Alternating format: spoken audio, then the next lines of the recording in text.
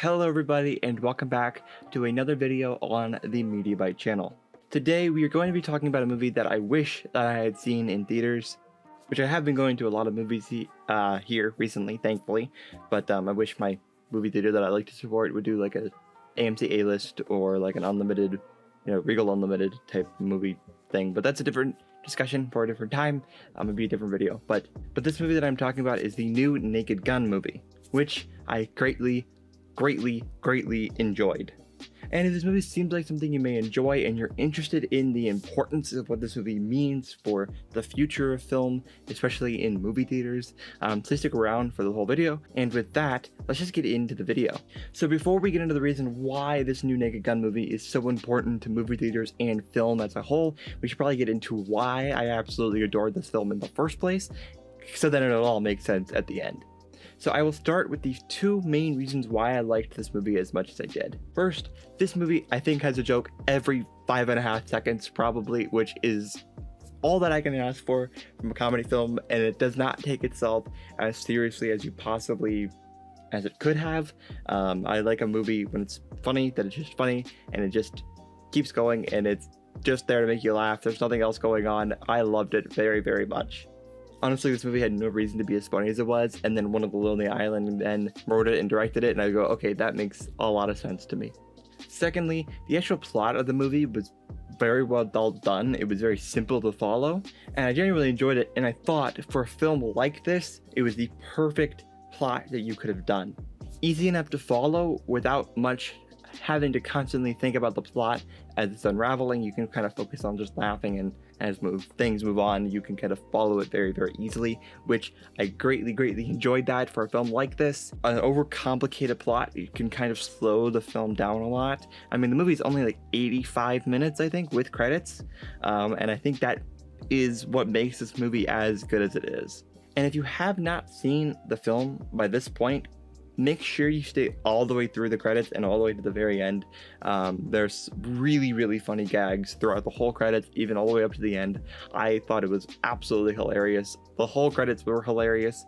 The other thing I think that makes the whole film work as well as it does is it's kind of playing a little bit with the whole reboot thing that it's doing. It's kind of making fun of the fact that it's a reboot in some cases, and I don't want to spoil it too much. Even though you see a little bit of that in the trailer, it's really funny. The way they handle this in a few ways is really funny to me.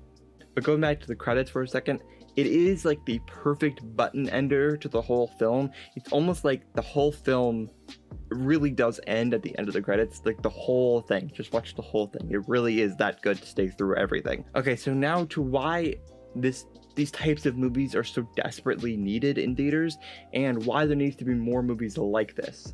So first off, it kind of works, but this is a Naked Gun movie. It's a part of a franchise technically, but it only had a budget of like $40 million, only $40 million, but for nowadays, it's really difficult to say that that's not a low budget studio film when a lot of movies are being made for $450 million right now. If we can make movies like this profitable, studios might start seeing the benefits of what it means to keep making $40 million movies with profit margins of only like $120 million instead of $450 million that need to make $1 billion to be fully profitable. At least to the standards of what the movie studios would like, which I think is kind of unreasonable at times. $450 million is a lot of freaking money, and $1 billion is also a lot of freaking money. And if you can keep the studios convinced that $40 million making a profit of $120 million is worth doing, then it's a much more conceivable thing, because if one movie fails, you've only lost $40 million.